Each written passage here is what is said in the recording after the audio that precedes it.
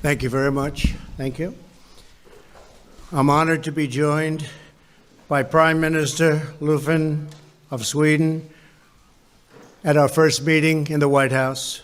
Sweden is one of our oldest and closest partners and was among the first European nations to offer the United States an unsolicited treaty of friendship, a treaty signed, believe it or not, in 1783. That's a long time ago. My daughter Ivanka had a wonderful time watching American and Swedish athletes compete in the recent men's curling final at the Olympics. That was something, huh? I was a little upset, but that wasn't expected, but that's okay. We'll take it, right? All of the athletes should be immensely proud of the great job they did. The Prime Minister and I have just concluded a series of very productive meetings. The relationship between the United States and Sweden is one based on shared values, including respect for individual rights, the rule of law, and human dignity. These common principles are the foundation of our partnership, and we have had a great partnership for many years. We look forward to exploring further opportunities to increase our security and our cooperation in every other way, and we encourage nations around the world to share responsibility for our common defense. We appreciate Sweden's leadership on the United Nations Security Council and look very much forward to working together in the coming months. The United States is also grateful to Sweden for advocating for Americans detained in North Korea. I particularly want to thank the Swedish government for its assistance in securing the release of American college student Otto Warmbier last year, a terrible, tragic event.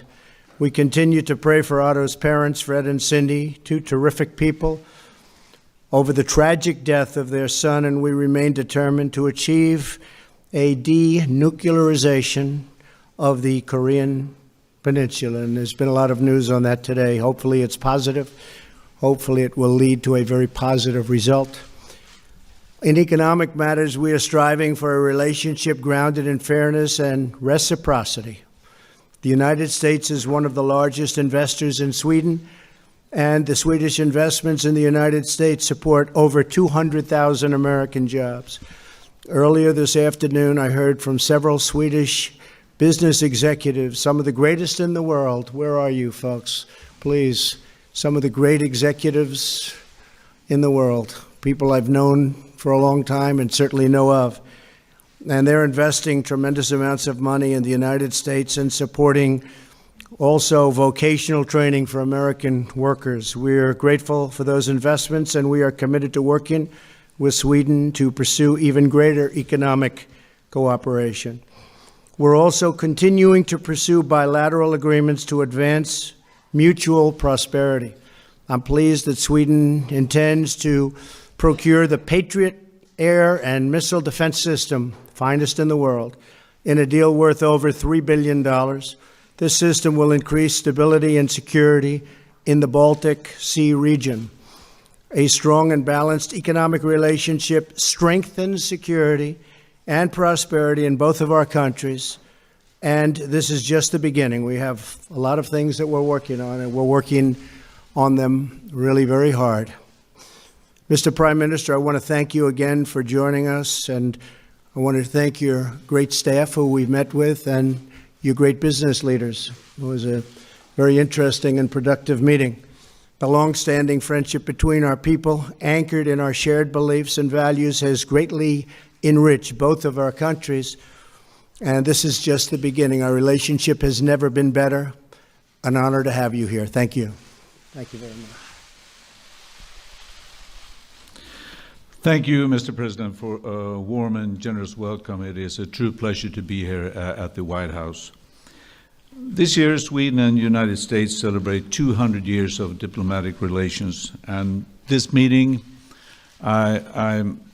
reaffirms the strength of our relations. The history has shown that our two nations share fundamental values and interests such as democracy and human rights. We also share a strong partnership that continues to evolve. Today we have discussed how to further strengthen our country's prosperity and security, As for prosperity, Sweden is one of the largest per capita investors in the United States, and my country may not be big, but we support directly and indirectly almost 1 million jobs in the United States. And some key executives of the companies that provides these jobs are also here with me at this visit. At the same time, the United States is our most important foreign employer, and many U.S. companies play a vital role in providing investment and creating jobs in Sweden. President Trump and I have discussed how our nations can support jobs and growth. It's a crucial issue. For Sweden, that means embracing new sustainable technologies which permit our economy to grow at the same time reducing emissions, and also how we can secure good jobs in a labor market constantly changing due to automation and digitalization. Sweden and the United States are two of the most innovative economies in the world, and we see great opportunities ahead. Swedish prosperity is built on cooperation, competitiveness, and free trade, and I'm convinced that increased tariffs will hurt us all in the long run, and as a Swede, I of course support the efforts of the European Union to achieve trade with fewer obstacles and as few as possible. Turning to security, the President and I have discussed some key regional and global security challenges, such as the situation on the Korean Peninsula, but also the developments in Sweden's neighborhood.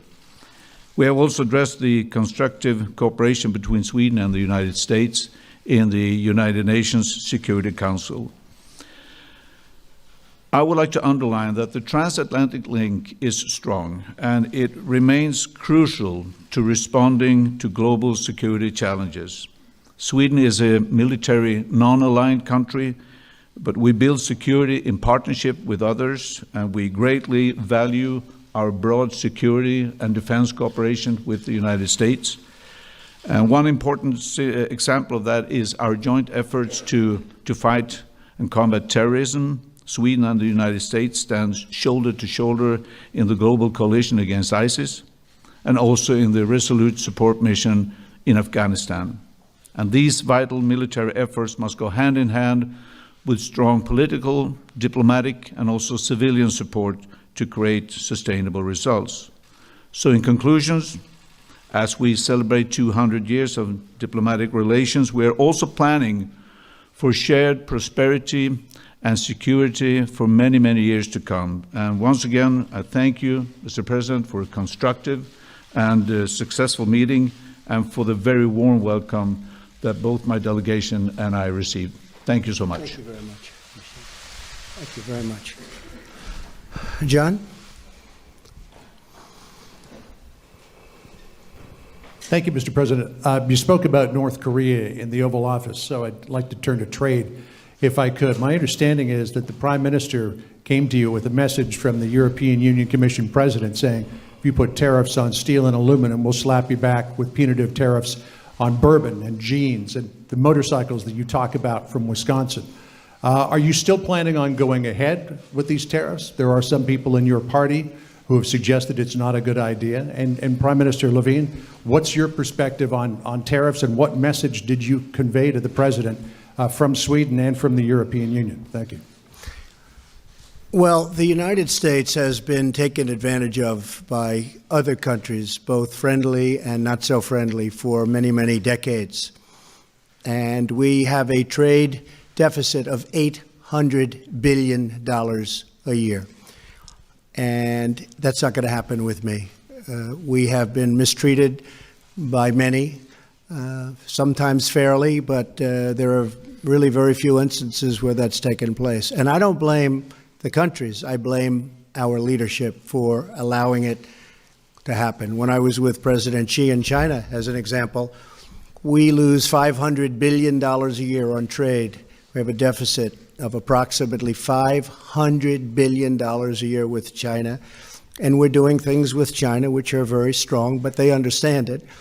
But I was with him and I said to him in public, I said, look, I'm not blaming you. I blame our people for not doing a better job, for allowing this to happen. But it's like that with many countries other than smaller. The European Union has been particularly tough on the United States. They make it almost impossible for us to do business with them, and yet they send their cars and everything else back into the United States.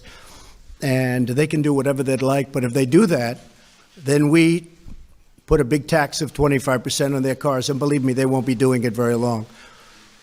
The European Union has not treated us well, and it's been a very, very unfair trade situation. I'm here to protect, and one of the reasons I was elected is I'm protecting our workers, I'm protecting our companies, and I'm not going to let that happen. So we're doing tariffs on steel. We cannot lose our steel industry. It's a fraction of what it once was, and we can't lose our aluminum industry, also a fraction of what it once was.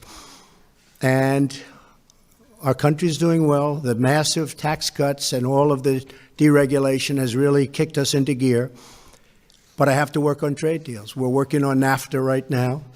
And if we're able to make a deal with Canada and Mexico in NAFTA, then there will be no reason to do the tariffs with Canada and Mexico.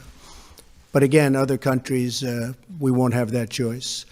And unless they can do something for us. As an example, if the European Union takes off some of the horrible barriers that make it impossible for our product to go into there, then we can start talking. Otherwise, we're going to leave it the way it is.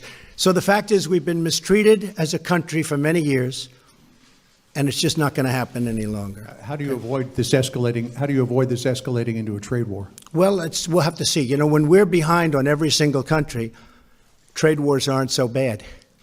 Do you understand what I mean by that? When we're down by 30 billion, 40 billion, 60 billion, 100 billion, the trade war hurts them, doesn't hurt us. So we'll see what happens. You know, you can also take it, in some cases, we lose on trade, plus we give them military, where we're subsidizing them tremendously. So not only do we lose on trade, we lose on military. So, and hence we have these massive deficit numbers in our country. We're going to straighten it out, and we'll do it in a very loving way. It'll be a loving, loving way. They'll like us better, and they will respect us much more. Because even they say, right now, they say, we can't believe we've gotten away. I mean, 2 countries have said, we cannot believe, to be honest with you, we've gotten away with this so long. Now, one of them made that statement before I got elected. He said, I can't believe I made that statement before I got elected. But it's one of those things. We have to straighten it out. We really have no choice. And Mr. Prime Minister, how forceful was your message to the President on what the consequences will be if he goes ahead with tariffs? Now, first, trade is a European Union mandate. So we're a member of the European Union. It's a European mandate to handle trade issues. But as a member of the European Union, I think it's important for us to try to find a way to cooperate between the European Union and the United States. I fully understand and respect the President's view that we have to look after his own country, the country that you're leading. I understand that fully. That's my primary task as well. But for me, leading a small country, depending on open trade, the best way for us is to do that with others, because our export equals to 50% of our GDP. So for us, it is crucially important that we have this open and free trade. Today also, I believe that the supply chains are very, very complicated to see. I know that, for example, when we sell our fighter aircraft, which is a very good aircraft, the content is perhaps 50% American. So we want this to be resolved in cooperation. And when it comes to steel, yes, we have an overcapacity in the world. That's obvious. But at the same time, it is China that is producing about 50% of the steel in the world. So, and European Union, perhaps 10% and less than that. So, to summarize, I think it was a pity. Again, it's a European Union mandate, but it was a pity also that the TTIP negotiations ended, because perhaps with negotiations and talks, we can come into a situation where the European Union and the United States can cooperate. I think that would be a very good solution. Just to add maybe a little bit further, if you talk China, I've watched where the reporters have been writing 2% of our steel comes from China. Well, that's not right. They transship all through other countries. And you'll see that a country that doesn't even have a steel mill is sending us 3% steel for our country. And many countries are doing it, but it comes from China. So China doesn't send us 2%. They send us a much, much higher level than that. But it's called transshipping. So it doesn't look good when it all comes out of China, so they send it through other countries, and it comes to us. And it's putting our steel mills out of business. Our aluminum mills are going out of business. And we need steel, and we need aluminum. And you know, there's a theory that if a country doesn't have steel, it doesn't have a country. And it's true. So this is more than just pure economics. This is about defense. This is about the country itself. But again, remember this, we lose $800 billion a year in trade. And I think I was elected at least partially on this issue. And I've been saying it for 25 years. Our country's been taken advantage of by everybody. By everybody, almost everybody. And we cannot let that happen any longer, not for our companies and not, most importantly, for our workers. So we're not going to let it happen. Please. Okay, Tina, TT News Agencies. So, Mr. President, thank you for hosting us. You mentioned that Sweden has helped the United States with North Korea. How do you see your collaboration in the future to create a future peaceful Korean peninsula? How do you see Sweden's role there? How do you both view the collaboration? And as a follow-up to that, as I may, Mr. President, I know that you followed the development in Sweden closely, especially when it comes to immigration politics. Now that you've spent some time with our Prime Minister, how do you view Sweden in general? What is your take and also on our immigration politics? Thank you. I think you have a wonderful Prime Minister, I have to say. We've gotten to know each other. Certainly you have a problem with the immigration. It's caused problems in Sweden. I was one of the first ones to say it.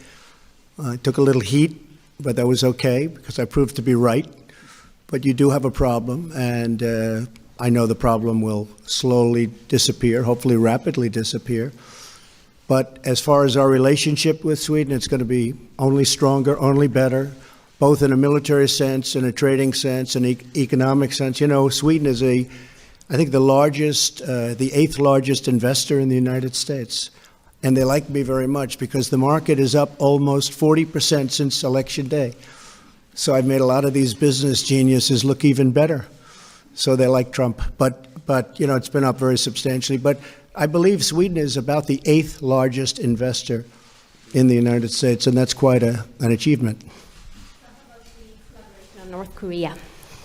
We've been working on North Korea. Sweden has somewhat of a relationship with North Korea. We've been working with North Korea. As I said, Otto was really brought home, unfortunately, in very poor condition, but Otto was brought home largely with the help of Sweden. They're terrific people. People from Sweden. The Swedish people are fantastic people. I have many friends in New York, in Washington, from Sweden, and they are fantastic people. Thank you. And Mr. Prime Minister, how do you view Sweden and North Korea and the U.S.? We have to find a dialogue. I know it's not easy, but that's the way it has to be. It's a very dangerous situation, and we need all to be very concerned about the development of nuclear weapon. But we must look at the peninsula, the region, the world, and this has to do with world peace or something else. So the key actors is obviously the two countries, South and North Korea, as well as the United States and other big countries. They're the key actors. We've said that we can provide, we can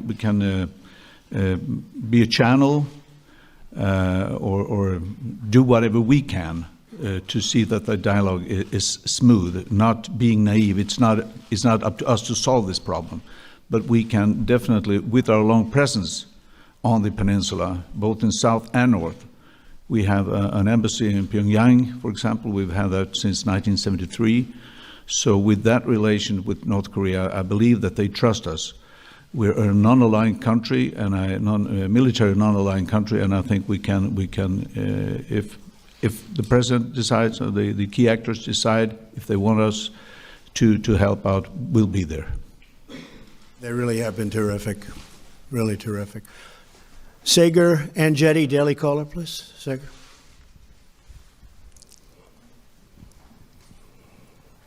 Thank you, Mr. President. Since it's my first time before you, I thought you might indulge me with two questions. First, sir, do you believe that North Korea's recent willingness to talk is sincere, or is it an effort to buy time for their nuclear program? And to what do you owe this recent openness to talk? Me. No, I think that nobody got that. I think that they are sincere, but I think they're sincere also because the sanctions and what we're doing with respect to North Korea, including, the great help that we've been given from China, and they can do more, but I think they've done more than certainly they've ever done for our country before. So China has been a big help. I think that's been a factor. But the sanctions have been very, very strong and very biting, and we don't want that to happen. So I really believe they are sincere. I hope they're sincere. We're going to soon find out. That you would like to see some change in the people around you. Does that include your Attorney General, Jeff Sessions, or either of your cabinet secretaries? No, I don't really talk about that. I just said that the White House has tremendous energy. It has tremendous spirit. It is a great place to be working. Many, many people want every single job. I read where, maybe people don't want to work for Trump, and believe me, everybody wants to work in the White House. They all want a piece of that Oval Office. They want a piece of the West Wing. And not only in terms of it looks great on their resume, it's just a great place to work. It's got tremendous energy. It's tough. I like conflict. I like having two people with different points of view, and I certainly have that. And then I make a decision. But I like watching it. I like seeing it, and I think it's the best way to go. I like different points of view. But the White House has a tremendous energy, and we have tremendous talent. Yeah, there'll be people, I'm not going to be specific, but there'll be people that change. They always change. Sometimes they want to go out and do something else, but they all want to be in the White House. So many people want to come in. I have a choice of anybody. I could take any position in the White House, and I'll have a choice of the 10 top people having to do with that position. Everybody wants to be there. And they love this White House because we have energy like rarely before. Okay? Thank you very much. Thank you, sir. Mr. Prime Minister, last year you criticized the president for drawing a link between immigrant crime and the recent arrivals of refugees. This week, one of our own flagship papers, the New York Times, actually profiled a link between hand grenade violence and immigrant gangs in your country. Do you stand by your criticism of the president? First, Sweden, we have our share of domestic challenges, no doubt about that. So, and we inherited a legislation that was not sustainable, legislation on migration, which meant that in 2015, we received 163,000 refugees seeking refuge. Bear in mind, we're a country of 10 million inhabitants, so that was a lot. 70% of them came from September to December, which meant it was a dramatic increase. We changed the legislation, so now we have decreased the number of refugees entering Sweden, and we're also putting pressure on the other European Union countries to take their share of the responsibility. This is not a responsibility for 1, 2, 3, or 4 countries. It is a shared responsibility. We're working with that now within the European Union. And we of course, we also have problems with crime, organized crime in Sweden, shootings. But it's not like you have these no-go zones.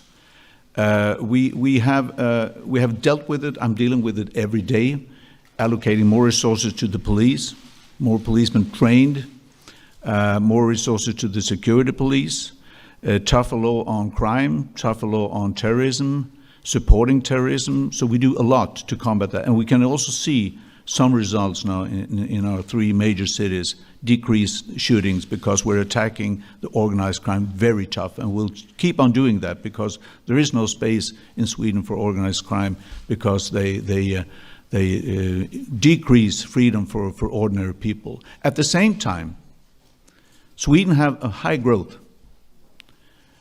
Unemployment is going down. Employment is going up. We have high investment rates. We're allocating resources to the welfare. We have a strong economy with a surplus, a huge surplus that we're now using to develop our society with, for example, the welfare that we want. So the picture of Sweden need to be, it's 2 pictures. Yes, we have our share of domestic problems and challenges, no doubt about that. But we're dealing with them, and we also have a good foundation for dealing with them, not least with the strong economy and the shrinking unemployment. Okay, so it's Kajsa, Swedish Radio. Thank you. This is an election year for both of our countries, and I want to ask you, Mr. Trump, what do you think Sweden should learn from how the Russian influence campaign affected the presidential election in the US? Well, the Russians had no impact on our votes whatsoever, but certainly there was meddling, and probably there was meddling from other countries and maybe other individuals. And I think you have to be really watching very closely. You don't want your system of votes to be compromised in any way, and we won't allow that to happen. We're doing a very, very deep study, and we're coming out with some, I think, very strong suggestions on the 2018 election. I think we're going to do very well in the 2018 election, although historically those in the White House have a little bit of a dip. But I think we're going to do well because the economy is so good, and because we're protecting our job, like our jobs are being protected finally, like with what we're doing with the tariffs. But the big thing would be the tax cut and the regulations cuts. Also the judges. I mean, we have outstanding judges. Judge Gorsuch in the Supreme Court, and many, many judges going onto the bench all over the country. So I think we're going to do very well. And I think it'll be a tremendous surprise to people how well it's. The economy is so good, jobs are so good. Black unemployment, Hispanic unemployment at all-time lows. I mean, we're really doing well. So based on that, I guess we should do pretty well, and I hope so. But you have to be very vigilant. And one of the things we're learning is it's always good. It's old-fashioned, but it's always good to have a paper backup system of voting. It's called paper, not highly complex computers, paper. And a lot of states are doing that. They're going to a paper backup, and I think that's a great idea. But we're studying it very closely. Various agencies, including Homeland Security, are studying it very carefully. But are you worried about Russia trying to meddle in the midterm election? No, because we'll counteract whatever they do. We'll counteract it very strongly. And we are having strong backup systems. And we've been working actually, we haven't been given credit for this, but we've actually been working very hard on the 2018 election and the 2020 election coming up. Thank you very much. Mr. Löfven, are you guys on the same page when it comes to evaluating the threat from Russia when it comes to meddling in elections, you think? Well, we both agree upon that the election in a country the result of the election in a country should be decided by nobody else but the voters in that country. And that is also our clear stance. And that is why our intelligence agencies now also increasing their own capacity to detect and counter, whether it's hacker attacks or financing or producing or spreading propaganda, whatever it is. We are increasing our capacity to handle that. We are cooperating with other European Union countries. Some of our agencies are also cooperating with American counterparts. And this we will continue to do. And so any foreign power that believes that they can interfere with our election, we will find out, and we will call them out very clearly and loud. The first time that you two meet, just the two of you, where did you find most common ground and where do you differ most on political issues? First we Maybe almost everything? yeah, we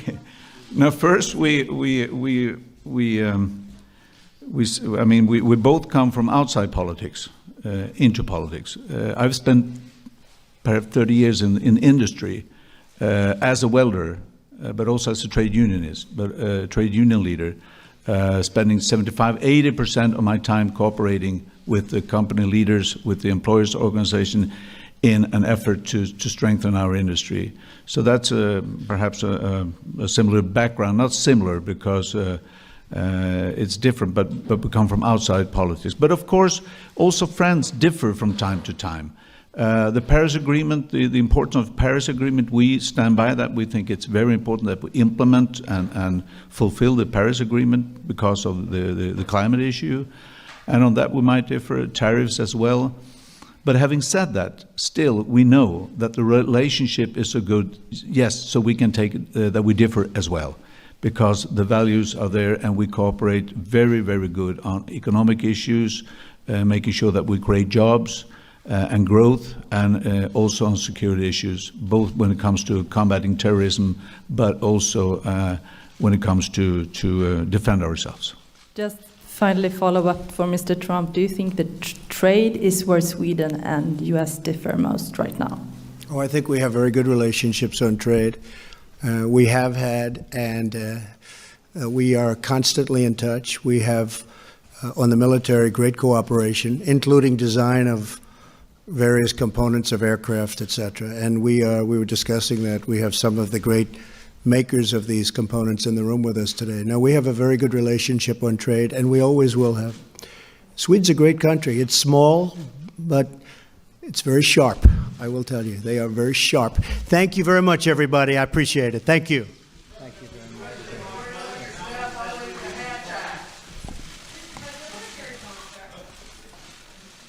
much. That was President Trump and Prime Minister Löfven from Sweden giving a joint press conference. And this here is the post show here at Right Side Broadcasting. Thank you for joining us. We're going to take your comments on the air. What did you think of the press conference? Let me know. I'll read your comment on the air. Write to me on Twitter. I am Steve Lookner. You can find me on Twitter at Lookner, at Lookner. Give me a shout on Twitter. I want to hear what you thought about the press conference. Also, real quick, want to give a shout out to some people who donated during the press conference. We have been covering President Trump's events since the campaign when no one else was showing President Trump's rallies during the campaign. Right Side Broadcasting was showing President Trump's rallies uncut. We'll also be traveling to President Trump's rally in Pennsylvania on Saturday to give you live, complete coverage of that rally with all the speakers before President Trump and President Trump. And we'll do hours of interviews with people attending the rally, before and after the rally. But your donations are what allow us to do that. We are a viewer-supported network. We make very little money from YouTube because they are constantly marking our Trump broadcasts and other broadcasts, by the way, as not advertiser friendly. So we really rely on our donors to stay on the air. And I want to thank Lars Anderson, Tia Marie, JG214, and Carl Peterson, all donated during the press conference. So we really appreciate that. If you want to support Right Side Broadcasting, support an alternative to the mainstream media, you can go to the bottom of the YouTube chat and just click on the $sign at the bottom of the YouTube chat. There's a little $sign at the bottom of the chat there. Oh, also Christine Bestjen donated. Thank you, Christine. And I'm forgetting one other. You can also go to rsbn.tv/donate, rsbn.tv/donate. So, write to me on Twitter. Let me know, what did you think of this press conference? We're going to read your comments on the air in like a minute. I just want to say, in terms of news from the press conference, I guess one thing I'll say that I caught was the president was asked about if he's going to do tariffs, if he's been dissuaded from his announcement about doing tariffs last week. And what he did say is, if Mexico and Canada reach a satisfactory trade deal with the United States, then there's no need for tariffs on them. And he also left it open that the U.S. could reach a deal with the EU, some sort of trade deal, which would prevent the tariffs from being implemented on the EU. These are the tariffs on steel and aluminum that President Trump talked about last week. So the overall message I got from that is that the White House hasn't totally decided on tariffs yet, or if there will be tariffs, what form they will take, who they will apply to. And I guess we'll see what's going to happen in the next few days. Now, President Trump said probably there'd be an announcement on tariffs this week. However, there's only 3 more days left in the week after this one. I don't know if that really gives like the EU and Mexico and Canada enough time to reach a trade deal in 3 days. So maybe that deadline will be bumped forward a little bit. Who knows? Let me know what you think about it, though. All right, I'm going to check my messages. Write to me on Twitter. Let me know what you thought about the press conference. And let me just see if there's anybody who's written in yet. Let's see here. I am checking here.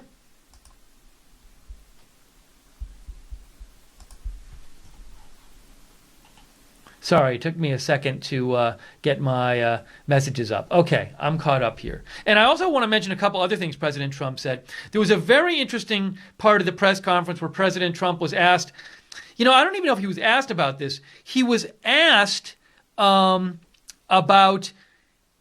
he said, the question was from the Daily Caller reporter. He was asked, to what do we owe the recent seeming thawing in relations with North Korea? North Korea said today that they'd maybe be willing to sit down with the United States and have talks with the United States. Also that they would be having a summit with South Korea in April, and they pledged to not do any more missile tests while these discussions were going on.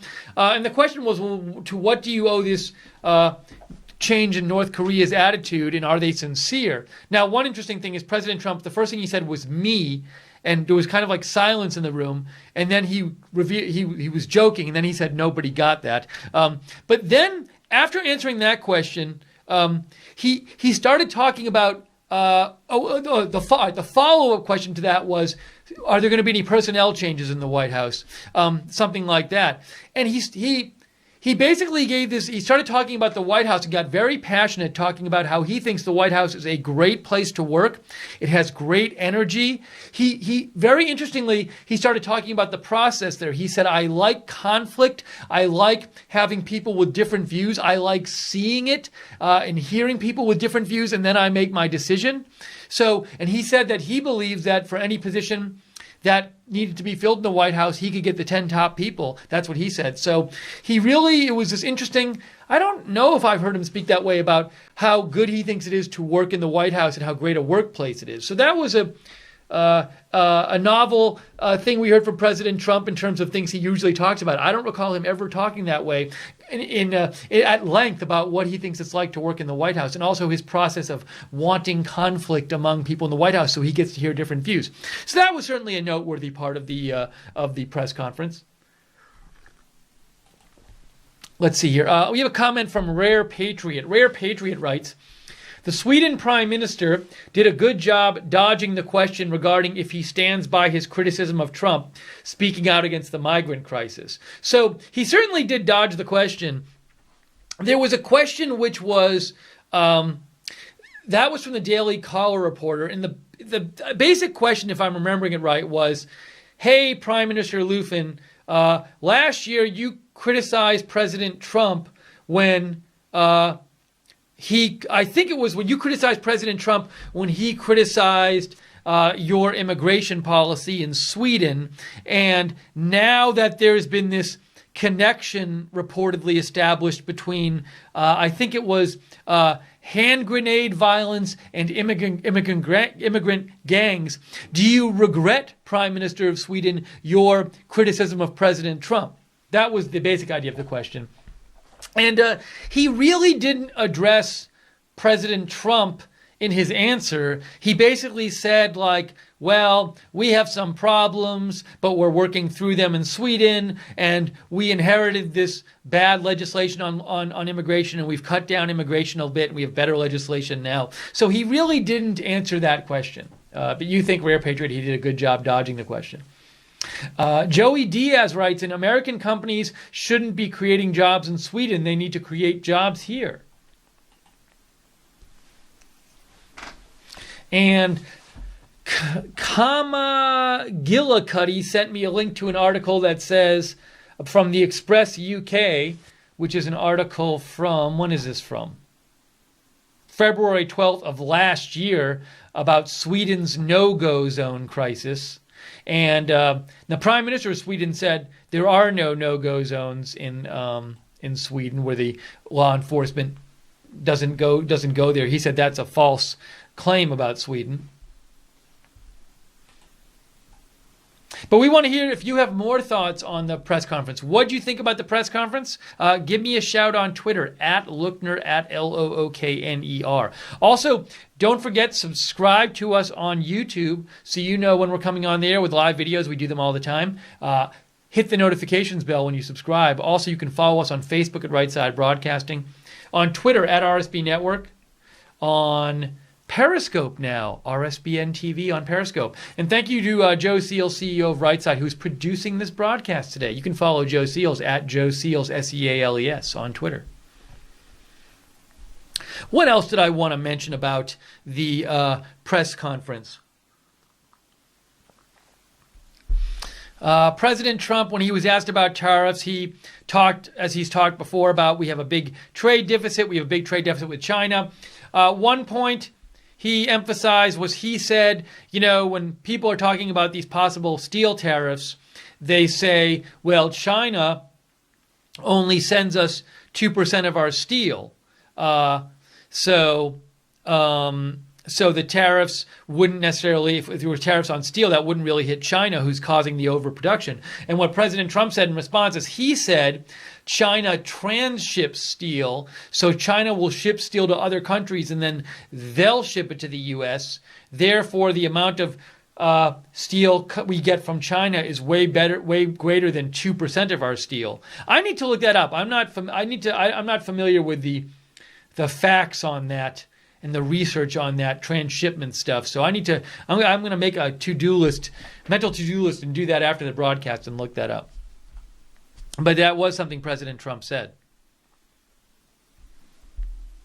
Also, toward the end, President Trump was asked, the Swedish radio reporter asked President Trump, what should Sweden learn from Russian influence on the election, of the American election in 2016. And President Trump said there was meddling, but there was no impact on the voting. He said that. He said, we'll counteract whatever Russia does in 2018. And he also said he thought the Republicans are going to do well in the 2018 election because the economy is good, taxes and regulations have been cut, a lot of conservative judges have been appointed, and the administration is protecting jobs. So President Trump was optimistic about the 2018 coming elections.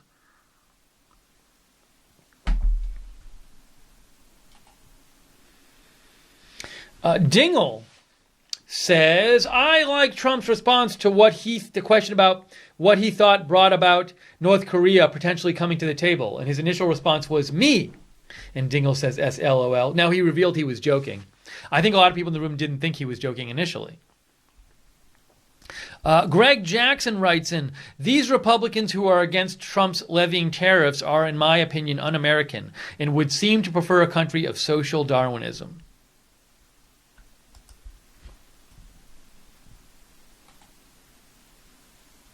Nana writes in, I missed the first part of the press conference. Can you please tell me what the reference to military alliance meant? Please and thank you. Well, one thing you might be referring to is President Trump, when he was talking at the beginning, he talked about how Sweden and America had first signed a treaty of alliance in 1783. Let me see if I can find more about this on the internet.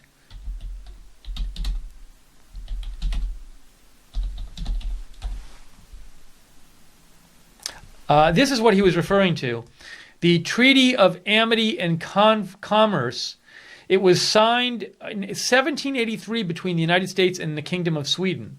The kingdom established a commercial alliance between these two nations and was signed during the American Revolutionary War.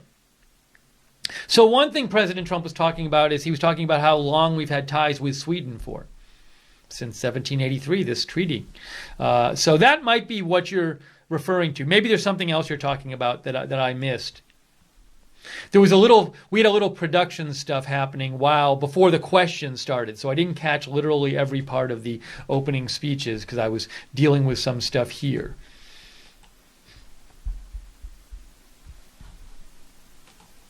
So this is the post-show for the joint press conference between Prime Minister Löfven of Sweden and President Trump, between them and the press today. And, I was going to mention something. So we're taking your comments on the air, so write to me on Twitter, @Lookner. Let me know what you thought about the press conference and your opinion about any of the issues discussed. And it was interesting. It's always interesting to see who's called on. Now, I thought I recognized the first journalist being who got the first question, but I had his name wrong. I thought it was John Harwood, and it's not John Harwood. I thought it was John Harwood for CBS, but John Harwood is not with CBS. So who was the John who asked the first question? I thought he was John from CBS, and I'm just maybe blanking on the name. But the second question from President Trump called on 2 American journalists, and the 2 were the first one and the Daily Caller, which is a conservative publication or a website. So it looks like he once again didn't call on CNN.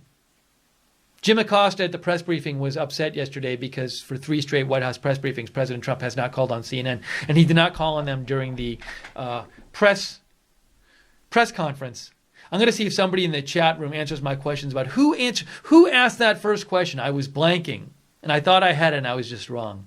I'm embarrassed to say I didn't off the top of my head know the person's name. I thought I did. The chat room is normally very good about answering these questions for me, though, when I forget. Oh, it might have been Fox News. John Roberts. Why was I thinking CBS? Here we go. Thank you, guys. I don't know why I was thinking that. I was convinced it was. Here we go. You're right. Of course, the chat room is right. John Roberts from Fox. I don't know. My brain wasn't working well. So this is an interesting point, though. So in the last press conference with a foreign leader, which was a couple weeks ago, was it? Gosh, I can't remember who the press conference was with a couple weeks ago. They're all blending in. Maybe someone can remind me. But there was a press conference a couple weeks ago with a foreign leader, and the president called on 3, I think it was it 2? Maybe it was 2 American journalists, but they were both conservative publications. I think it was the Washington Examiner, and what was the other one? I am blanking. The Washington Examiner, and there was one other one. But they were definitely both conservative publications. It wasn't even Fox. And today it was Fox News and the Daily Caller. And as I said last time, I'm guessing it drives people from CNN and MSNBC and the AP crazy that in these press conferences, when he's taking questions, he doesn't call on the non-conservative publications.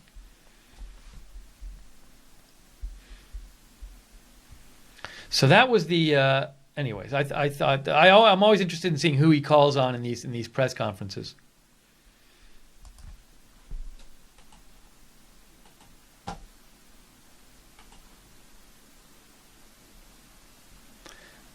Thank you. Yes, a bunch of people. I asked the questions. All these people messaged me. John Roberts, Fox, John Roberts in the chat room. Thank you for all the answers. Linda Belk writes in reference to the me response from Trump, this just highlights the lack of sense of humor of the mainstream media. They totally don't get this president, rolling eyes. Joey Diaz says, President Trump is honoring his promise to put America first.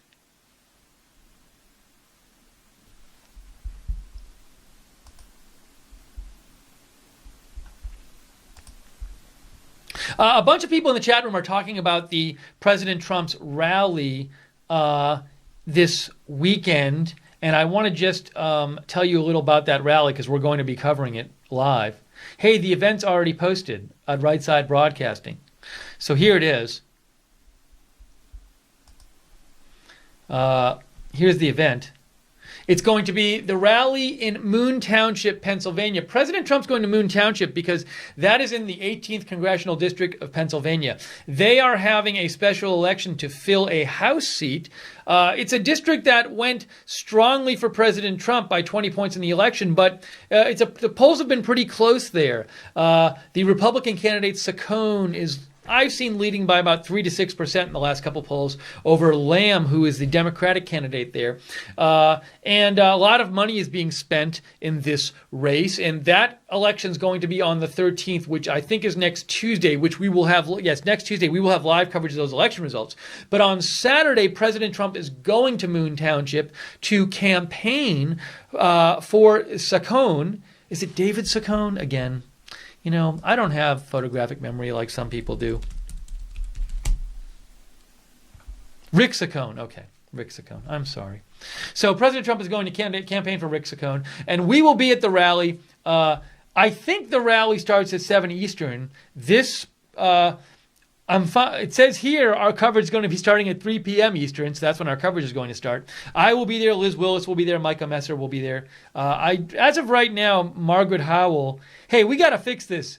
Joe, we have an error. We have fake news on our website. Margaret has a conflict and can't make it as of right now, so we got to get Margaret off of there to not have fake news. But if she can come, she's welcome to come. But as of right now, she has a conflict. But Liz Willis will be there. I will be there, Micah, and we will be bringing you all of the speakers. We'll give you President Trump's entire speech uncut, and we will have hours of interviews with people attending the rally and the sights and sounds of the rally. And we really hope you join us on Saturday for the rally coverage. But as I mentioned before, it costs us money to go to the rally. We have to get plane tickets and a place to stay and all of that and internet. So we really appreciate your donations that you've been making to us. We're going to put some of that, probably a lot of it, toward going to the rally so we can cover the rally for you. But if you want to support Right Side Broadcasting, you can go to the bottom of the YouTube chat, click on the $ at the bottom of the YouTube chat. That would actually very much help us to go cover the rally. So click on the $ at the bottom of the YouTube chat or go to rsbn.tv/donate, rsbn.tv/donate. Oh, Joe already fixed the video. I think he already updated the description. See, we don't... Oh, let's see here, Joe. Joe, I'm refreshing. There it is. So... We had Margaret's name up there, but we didn't want to mislead you. No fake news here. So, well, if Margaret can somehow come, we'll put her name back on the description of the video. So, but we hope you join us for this rally on Saturday, and on Tuesday we will have live election night coverage of the returns. So, we might even do a St. Patrick's special next week. We'll see. A week from Saturday, I think it is. Need to double check.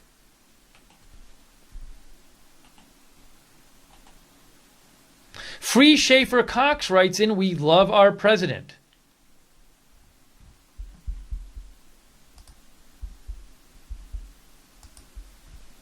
All right, I'm going to make a last call for comments here. If anyone has comments about the press conference we saw today, about the issues being discussed, tariffs, North Korea, what else? Those were the biggest ones. What it's like to work in the White House. Give me a shout on Twitter, @Lookner, @LOOKNER. You can also follow me there if you like breaking news. I post about breaking news all the time on my Twitter, @Lookner. And if there's breaking news later today or this evening, we, of course, will come on the air to show it. So be sure to subscribe to us on YouTube. Click the notifications bell. Follow us on Facebook, Right Side Broadcasting, on Twitter @RSB Network, and on Periscope, RSBN TV. Oh, I never thanked the moderators. I forgot to thank the moderators. I'm terrible. Let's see who's been moderating today. On YouTube, we got Real Frank and Barbara Braley, and who else is there? We really appreciate our moderators. Common Sense and Gleno on our website, too. Oh, Norway's in the chat room. Norway, I'm not surprised you're there, given that it was the Prime Minister of Sweden, your neighbor, who was speaking today. Hey, Whiskey Bay made a donation. Thank you, Whiskey Bay, and said, safe travels to the rally. We appreciate it. You don't even want to know when I got to get up. I might have to not go to sleep on... I'm traveling on Friday to the rally, and there aren't many nonstops from Atlanta to Pittsburgh. And I definitely want to take a nonstop because you don't want to be messing around with switching planes, and who knows, if you'll get there on time or your luggage won't get there. So the only realistic nonstop for me to take was it's something really early in the morning, and that's when the flight leaves. So it's going to be you're not going to want to see me on camera on Friday. Saturday I should be better. I'll try to take a nap Friday afternoon. Timberlab made a donation, said RSBN. Thank you, Timberlab. And our moderator, Barbara Braley, made a donation, said, for the rally, thank you, RSBN, lots of love. Thank you, Barbara. Oh, and we will, by the way, Friday night and Saturday night, we will have our customary live stream from our Airbnb, where we do the preview of the rally Friday night and then the rally wrap-up Saturday night. So we hope you join us for those. Those are always fun.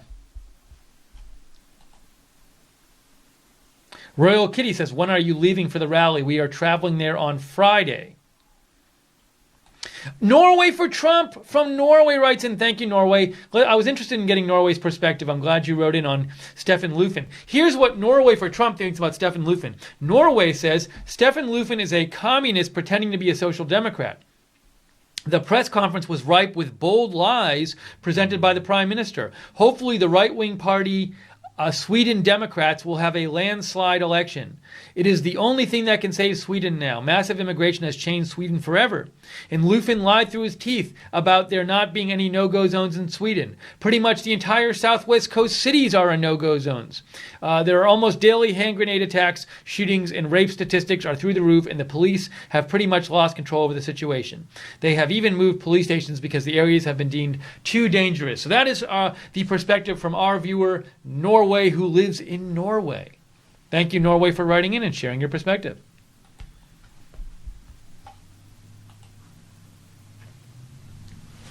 Ayami writes in, I find it very pathetic that YouTube views a press conference from the president of our country as somehow not suitable for advertisers. Talk about bias. People can do drugs or hurt yourself by doing stupid challenges and get monetized, but his official speeches can't. We've numerous times had it where our videos get demonetized and other people's just because they're about President Trump. It could be a Sarah Sanders press conference. Hey, our video the other night for the entire initial time it was on, they demonetized our video, let's do something besides watch the Oscars. Where all we did was we just did other things besides watch the Oscars. And they demonetized that. And finally they changed their mind late yesterday after it pretty much got all the views it was going to get. So that doesn't help us at all, but that's what they do.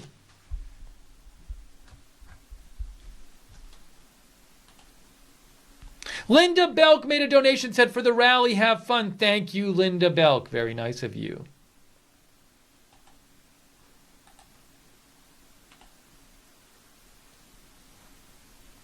And in case you're wondering where the rally is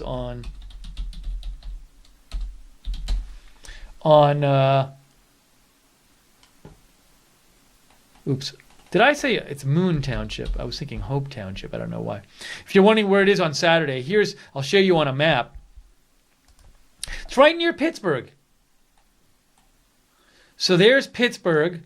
Hope Township is the area in the red. And the Pittsburgh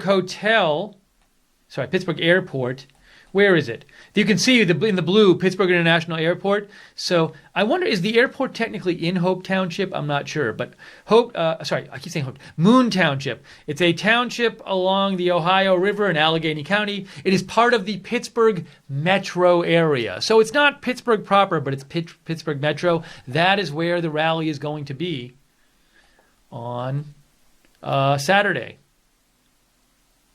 And interestingly, so President Trump's going to campaign there for Rick Saccone, who is running in the 18th Congressional District. But that district is no longer going to exist because due to a Pennsylvania, I think it was a state court ruling, they ruled that the districts were illegal and they had to be redistricted. So the 18th district will no longer exist after this election. Maybe there'll be an 18th district, but it won't be the same as this one.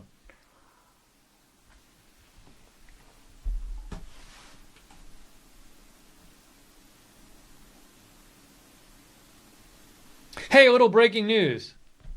Just so you can see this. U.S. official says military exercises on the Korean Peninsula will resume despite North Korea's diplomatic efforts. Just to let you know. That was from BNO News. Free Schaefer Cox says, trying to make me super chat. How does one pay? What do you click? So you click on, here, I'll show you.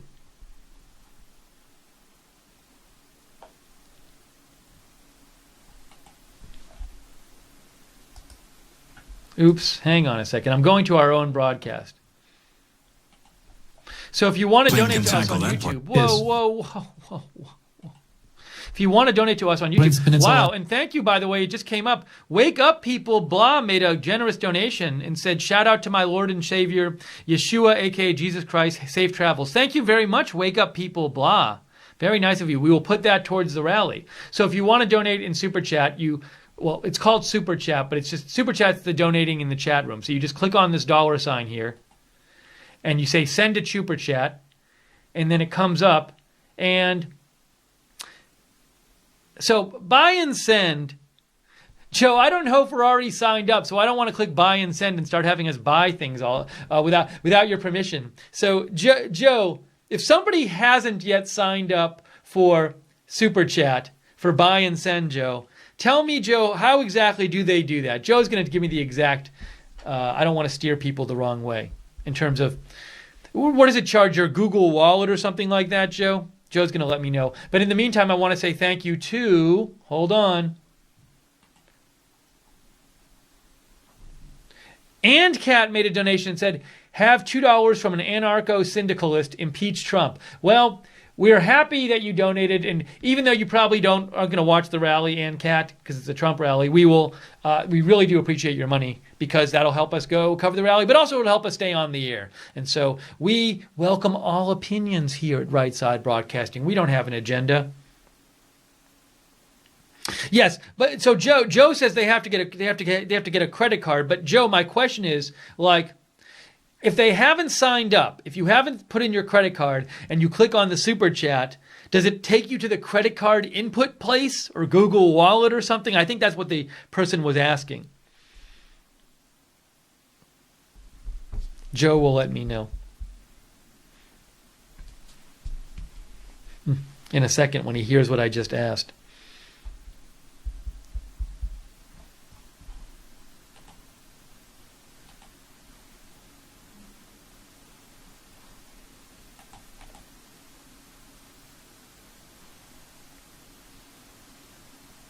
Oh, so Free Schaefer Cox says he figured it out, Free Schaefer Cox is saying, I hope it worked. I hope I didn't send you the wrong amount. If it doesn't work and you sent us the wrong amount, just email us and we'll figure it out. Okay, we don't want people sending us the wrong amount and having it not work right. So if you send us an incorrect amount, you can always let us know. So Joe writes to me, he says, you must register. So there's some sort of registration process you need to go through too. I'm kind of interested in this now. Let me see if I can figure it out. I don't know if I can, because all right, anyways. I get the impression that it's fairly straightforward how you register and put your credit card information in. So if you have questions on that, email us, feedback@rsbn.tv. Sorry, we don't mean to spend so much time on the nuts and bolts of that, but we had a question about it, so we wanted to answer the question.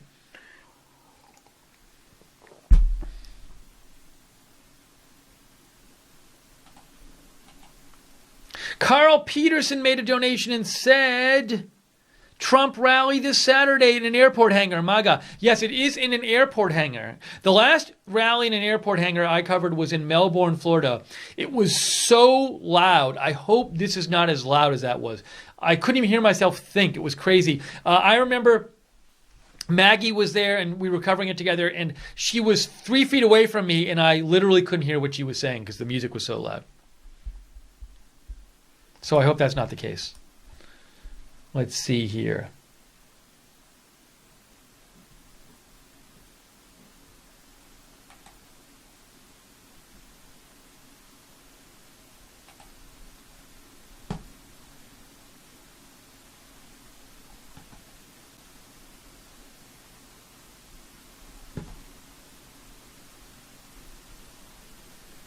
Thank you, Chris Douglas, for sending that news tip to me. I haven't seen it anywhere else, so I'll look after the broadcast to see if I see anything else.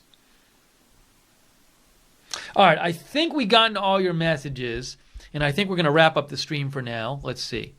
Yes, we did. All right, so that's going to be our post show for today. Thank you so much, everybody who donated and supported Right Side Broadcasting and donated to help us get to the rally on Saturday. We really look forward to covering it for you.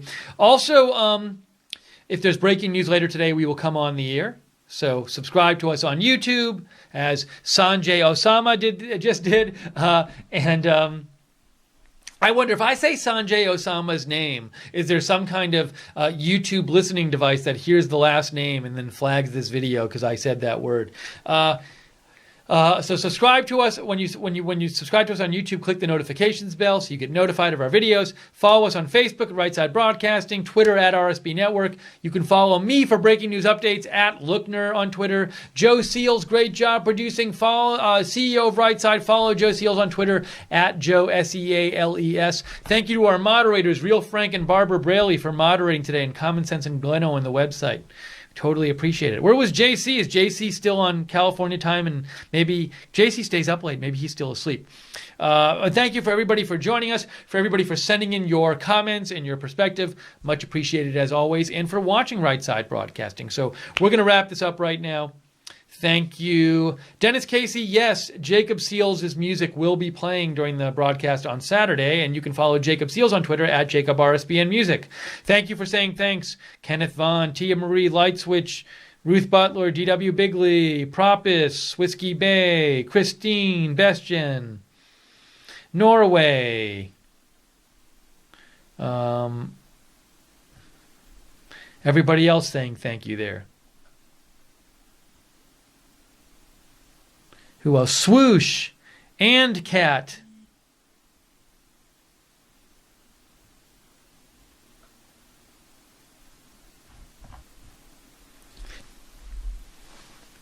Elysia, thank you. YouTube 13, thank you. Claudia S, thank you.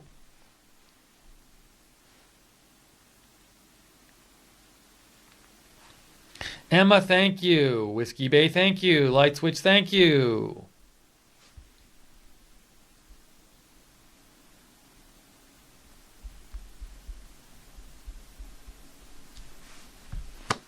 Ruth Butler, thank you. Are You Handy, thank you.